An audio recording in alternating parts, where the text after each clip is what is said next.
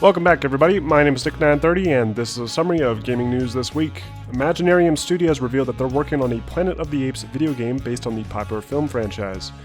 Planet of the Apes: Last Frontier is planned to be an action-adventure that's strongly narrative-driven and will allow players to play as both humans and apes to get a better understanding for both sides of the conflict. This looks interesting, and the head of the studio is Andy Serkis himself, so I wouldn't be surprised if it ends up having some great facial animations. I made a video about this yesterday, but I figured I'd bring it up again because it's pretty interesting. Sony appears to be working on another PlayStation 4 Pro, and this one will likely support UHD playback to compete with the upcoming Xbox One X. If you want more details on that, be sure to check out the video link at the end of this video. The brutally difficult and fast-paced Quake Champions will be leaving its current alpha state and will be entering early access next week. The client will be available to play on both Steam and Bethesda's own third-party software. Quake Champions is a free-to-play game, however, this early access build will only be available to those that pay to access it. The Champions pack will cost you around $30 if you pre-order, and when it releases, the game's price will be bumped up to $40. If you played in the alpha previously, then Bethesda will let you play a free version of the early access game, but you'll be stuck with the Ranger class only. Once the full game is officially released, Bethesda will be making it free to play again, so if you're on the fence about this one, I recommend just waiting it out. Crackdown 3, the Xbox One and PC exclusive, has been delayed again and will not be releasing until at least spring 2018. Crackdown 3 was originally slated to release alongside the Xbox One X this fall, but unfortunately it looks like this new top-of-the-line Xbox will be releasing without any exclusive launch title. Gearbox has announced that their indie title We Happy Few is planned to release officially next April. It will be available for PC, Xbox One, and PS4. If you want to try this game out, it's available in early access on Steam. Tripwire Interactive gave us a look at their new virtual reality project Killing Floor Incursion, which allows players in VR to get right up in the face of a flesh pound to satisfy their suicidal tendencies. Call of Duty World War II's private multiplayer beta will begin August 25th and end August 28th on the PlayStation 4.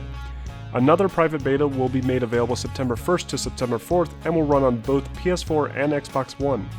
You can only get into this beta if you pre-order the game, and doing so will grant you special pre-order cosmetic awards in the full game. Yakuza 6 finally has a release date for the West and will be releasing March 20th, 2018. Crash Bandicoot Insane Trilogy has been listed by online retailers for the Xbox One. This doesn't come as too much of a surprise, as Activision has been very coy about whether or not it will be a PlayStation exclusive or a timed exclusive. The Insane Trilogy should be releasing for PC and Xbox One sometime this December. Conan Exiles is now available for the Xbox One, along with the new expansion. Sonic Mania is available to purchase on consoles. Sonic Mania features old-school visuals with a twist, and is the ultimate sequel to the original three main Sonic games. It features reimagined locations from the classic games while also introducing players to brand new stages, and is being called the greatest Sonic game ever made, with overall reviews sitting in between 85 and 90%. The action game Agents of Mayhem also released this week. Agents of Mayhem is developed by the same guys that made the Saints Row franchise, and it's abundantly clear from the visuals and their obsession with the color purple. It's receiving mostly positive reviews on Steam, but mixed reviews overall, sitting in the 70% range.